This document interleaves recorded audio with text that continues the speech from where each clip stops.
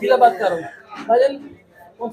ट्रैवलिस्तान इमरान। फैमिलिस्तान इमरान भाई आए माशाल्लाह, बड़ी प्यारी वीडियो बनाते हैं माशाल्लाह, और इनके भाई भी है माशाल्लाह।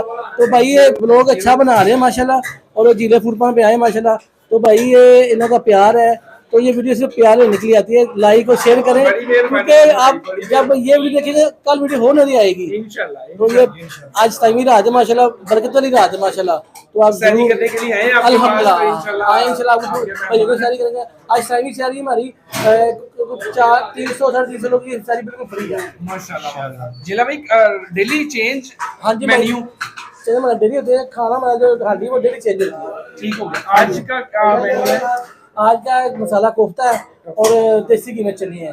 ठीक हो गया। और कल का क्या मेन्यू है? कल की मखनी हंडी होगी। कल मखनी, यानी एक दिन मखनी हंडी होगी या मतलब ऐसे डेली चेंज होगा।